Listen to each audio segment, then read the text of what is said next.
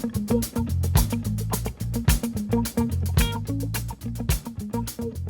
morning, everyone. How is everybody today? Thank you. Thank you, Kirby. Yes, I saw your message. Thank you. Thank you, everyone, for happy birthday. I know you're all muted, so you can't sing to me out loud, which is a blessing. Anyway, okay, let's get started. Everybody take a deep breath. So let's just get very comfortable right where we are.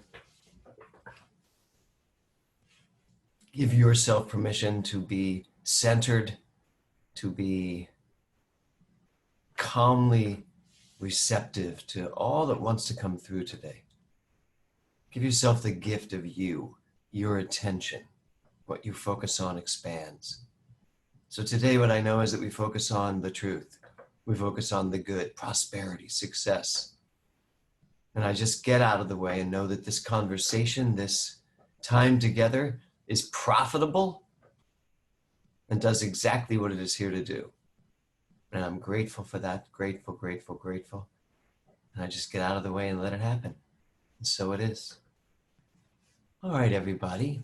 So today, I want to start with the Deepak Chopra quote. It goes like this.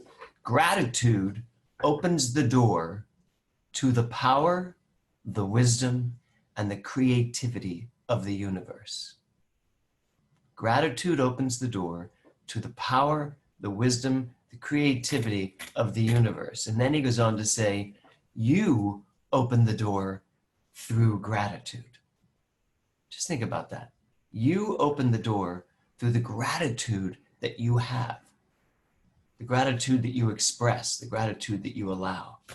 So for 25 days, you have been opening the door through gratitude to prosperity. 24 days really, because today's day 25. So you've been opening the door and saying, more please. I see it all, I see how grateful I am, and I'm willing to let anything else that wants to come in here, that is for my highest good. So what do you think it would be like if you exchanged everything in your life for gratitude? You know what that means? That means everything that you're doing in your life, every aspect of your life, you have to be grateful for, no matter what. Now, I know I could ask any of you right now. I could ask Gail or Marilee or Brad. I could ask any of you, Susan, Kirby, Jeannie. I could ask you, what's something you're not grateful for? And you'd probably have something that you're not grateful. Debbie's very ungrateful for something. So you have to look at your life and go, so if this is something I'm not grateful for, there's a kink in the hose of prosperity. I am somehow holding on to something. So what if you absolutely were grateful for everything, knowing that you can exchange whatever it is you're being grateful for something that you're even more grateful for. So you still have the gratitude, but now you know, I may not really want this. I'm grateful. You know my expression, you're highest and furthest. I know you're highest and I want you far away. That's good. I can be good with that. I can bless you and also ask you to take a trip away from me at the same time. So I can exchange it out. So yesterday I asked you to look at your beliefs and find out what beliefs were you still in relationship with. So how many of you felt a shift when you looked at something and said, I'm ready to divorce this? Any divorces yesterday? Susan had a divorce yesterday. Debbie, good. Catherine, all the women. Guys, you're not divorcing anything? You stuck with it all? Okay, Craig, good. Sandy's sort of divorcing. Maybe you're separating. So the question is, when you look at this stuff, you know what it's like to actually say, I am done. I had a counseling session yesterday with someone who talked about a divorce that this person had gone through. And the energy that was just like, oh my God, it was just so great to be done. Just be done. That's what it is with these beliefs. You got to divorce these suckers. You got to be done. Sign the settlement. Push it away. Be done. Highest and furthest. No, some of these beliefs, it's like, I don't even need to give you the highest. Just get away from me. So how many of you really felt that shift? And if you didn't, Find the things you need to divorce. I love Dr. Tom Costa. He used to be the minister out in Palm Desert. His quote, he says, "We can go through the valley of the shadow of death, but don't build a house there." I love that quote. I can go through the valley of the shadow of death, but I don't need to buy a condo right in the center of it just to live there. You know, old beliefs come screaming out of the closet when you do this kind of work. And as you spray your, let's say, metaphysical raid in the corners where old beliefs have been hiding forever, they just come at you like from every corner. Have you ever lived in New York City in the 1970s, as I did? There were roaches everywhere. Right, Marilee? Every apartment at nighttime, nobody wanted to get out of bed and go get a glass of water because there were way too many friends crawling around on the floor, right? So I think of that image of what it was like turning on a light, like, da-da-da. That's what these beliefs are like. Doesn't it feel disgusting? These old beliefs coming up, and thank you, Craig. These old beliefs coming up and just running out, and you're going, that's it, we're done, shh, you're dead. That's what this is all about. And here's the deal. You can't hold on to your ex and expect things to change. I counseled a woman once many years ago, and we worked through her divorce. And then she said to me, "We got a divorce, it's all good. We're still gonna live together though, because we really can't afford to live apart." And I was like, what? So you just, what? I mean, I don't think I acted like that, but I did challenge her, Catherine Wright. We don't just scream at our clients, no. But I was like, you divorced this guy, so get away. You're done. You haven't changed anything. You signed a piece of paper. So that we do that with our minds too. We don't change anything. We just say, okay, I'm done with that. And then we live in the middle of it. We live in the middle of the struggle of it. Eventually, something's got to give. Lots of people try to change while holding on to their exes. It doesn't work. You can't hold on to your exes to start a new life. So how do you take a belief that you don't want and keep it changed? 3 steps. Ready? Number 1, know that you don't want the relationship with this belief. That's number 1. Know it. Decide. Know it. Decide comes later. Number 2, and here's the big one, stop fighting the feelings you get from these nasty beliefs. Don't get involved in the challenge. 1, know what you want to do. 2, don't engage yourself in the struggle of it. And 3, here's the big thing, make a decision and follow through. You know, Swiss psychologist Carl Jung said, what we resist persists. So get out of the struggle and then make a decision, guys. And here's the big part, follow through. Make the decision and follow through. How are you at following through? It's a big question. How are you at following through? When you make your decision, do you then like hem and haw? Oh, that's sort of good. Well, maybe I'll do that. I'll do that on Tuesdays and Thursdays. Mondays, Wednesdays, and Fridays, I'm cool with it. You know, do you follow through? Do you say, no, here's my decision and I'm done? That thing I told you about yesterday, when I got home yesterday, Kevin said, you're in a chipper mood. And I said, yeah, you know why? I decided to kill this one thing that was going on in me. I've already divorced it. I'm done. I'm not, and anytime it popped up in my mind, I used yours, Tommy. I was like, not today, not any day, which is you and me together. Not today, not any day. We're done. I'm done. I'm done. Once I say I'm divorced, I'm done. So it's actually lightened my whole load. I was like, wow, why didn't I think of doing this about a week ago when this came up? So make a decision and follow through. So there you go, 3 things. Know what you want to divorce. Stop fighting the feelings you have from this whole thing. And then make a decision and follow through. So remember, you are the believer, not the belief. I think we give way too much power to these beliefs as though these beliefs have a life of their own. They don't. You are the believer, not the belief. The belief has no power, not even over your feelings. You know, feelings, they're great. Feelings are great for us to understand what's going on, but feelings have no power, not really. Feelings are just the belief acting out. You've got this little child belief there acting out. Those are your feelings. Your job is to step back impersonally and look at them and say, okay, I'm not going to fight you. Go ahead, feel them.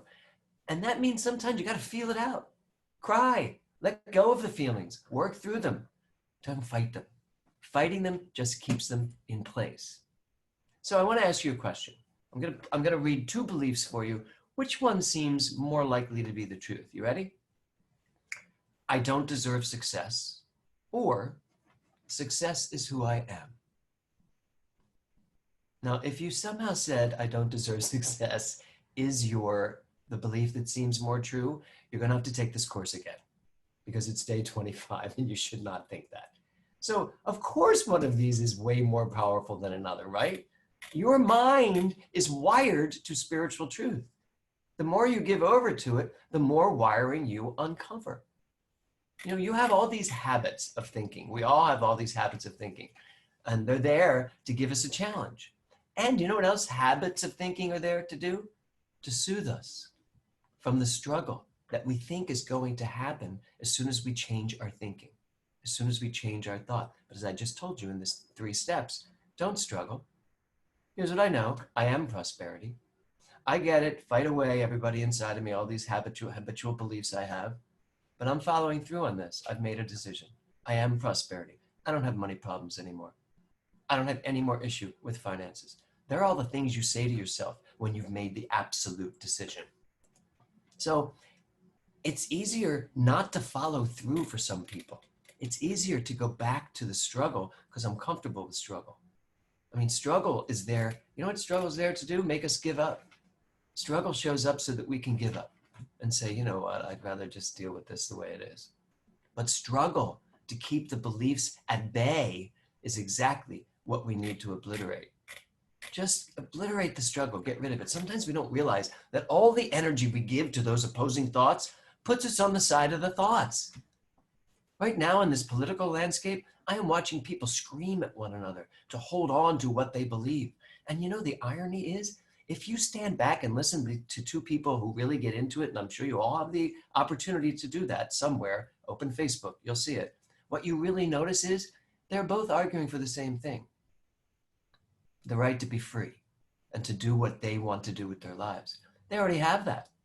And so this struggle that's going on in our country is a struggle that's going on needlessly, and people just don't realize they have the power. Everybody gets to go to the voting booth. And there doesn't need to be struggle over this. But sometimes we don't realize that the very thing we're struggling against, we're growing. You know, for instance, here's the thing. How about losing weight? If any of you want to lose weight, it's going to be hard to lose weight. How many of you have ever said to yourself, it's really hard to lose weight? Yeah, exactly. That's never been my thing. Mine was always, it's really hard to gain weight. I have since found, I know, Craig, that really pisses you off, but that was my thing. It's really hard to gain weight. But I've since believed that's not true anymore because it happens now swiftly without my paying attention. So I pay attention to stay centered. So it's going to be hard to lose weight. Guess what that turns into? An alliance with a belief that you're never going to lose weight. That's all it is. That's what that becomes. A belief set up to help you feel better about not losing weight. Now you're in partnership with struggle. And then you fight with the idea that it's actually easy to make a decision to live healthy, which will in turn produce a better body, by the way. Hard to lose weight has nothing to do with losing weight. But hard to lose weight has taken center stage. It's now the primary partner in your life, and you believe it. What if you were to believe, my body's mine, I can sculpt it into any shape I desire, period, end of sentence. That's actually a truth. Your body is yours to do with as you choose. Today, I know you all know this, today I turned 66, and I'm happy to say I am in the best body I have been in since my 30s. I mean, literally. I am back to the same weight I was when I met Kevin, when I was, I don't know how old I was, 34 or something. Same weight, same body fat, same everything. I mean, I'm grayer, but that's fine. I could get rid of that too if I chose, but I actually like my gray hair. So the belief that we can do whatever we choose to do with our bodies is the truth, but a belief that it's going to be hard to lose weight can also be your truth. What you focus on expands. It is that simple. So what did you all find yesterday? I want to talk for a very quick moment about perfectionism. Did any of you find that you're perfectionists? Well, here's the thing about being a perfectionist, Karina. You're already perfect. What are you trying to prove? We're all perfect. What are we trying to prove? Perfectionism is nothing more than an antidote, a struggle against a belief that we're not. So what's the real thing there? It's not about fighting to be perfect. It's about knowing who I am. I'd rather spend time knowing who I am than fight about being perfect. Because let me ask you this, has none of you ever made a mistake? Is there anyone on this call who has never made a mistake? And then my next question to you is, when you make a mistake, are you less? When you have less money in your pocket, are you less? When you experience financial challenges, are you less? Does having money issues make you less? Prosperity is not a seesaw. It doesn't go up and down based on facts. It's all based on what you're willing to know. So here's a great affirmation. The facts haven't changed. I have. All those things can be in place. Less money, challenge with money, whatever's going on in your life. But when you get to know who you are, none of those things will throw you off balance. And frankly, they'll stop happening. In The Untethered Soul, Michael Singer writes, change is the very nature of life. But you know what doesn't change? You, who you are, who you truly are. You are perfect. You don't have to prove it by trying to be perfect. William James wrote, there is but one cause of human failure. That is man's lack of faith in his true self. And Charles Darwin said, man's natural inclination is to cling to his beliefs, particularly if they are reinforced by recent experience. So cling to the belief that you're perfect and then prove it out in the world by not looking at things that perhaps look like they're mistakes and seeing them as anything other than a choice. When the world proves our belief, we somehow dig deeper and grow even deeper roots into the belief. So it's not about the facts, it's about the truth. And certainly perfectionism is one of the things that stops the flow of prosperity. And why is that? Because when you see something wrong with you, you have just put up a block to what you are willing to accept as being worthy of. And you are worthy of everything. You know, here's something I want you to try on. I am is a complete sentence. The only two words you'll ever need to bring your reality back into form, I am, is a complete sentence. Someone asked me, how can I undo decades of wrong thinking? You know what I say? Start the divorce proceedings. That's it. Just start stepping away from what does not work for you. So here's an affirmation I'd like you to use today. My beliefs support me in everything I do. My beliefs support me in everything I do. My mentor, Dr. David Walker, said to me once, he said, look, James, if you're having a bad day, start over. And I was like, oh my God, that's so profoundly simple. If you're having a bad day, start over. You don't have to live through the rest of the day. You make a mistake, start over. Isn't that great? Very grateful for that man for giving me so much in my life. Starting over is like rebooting your computer. It's like going back to your default settings. So today, I want you to notice when you feel the feelings of less. It's attached to a belief that somehow you can be less, right? Same thing for more, though. I want you to follow all of this, less and more, to their logical conclusions. Am I more because I've just succeeded at something amazing?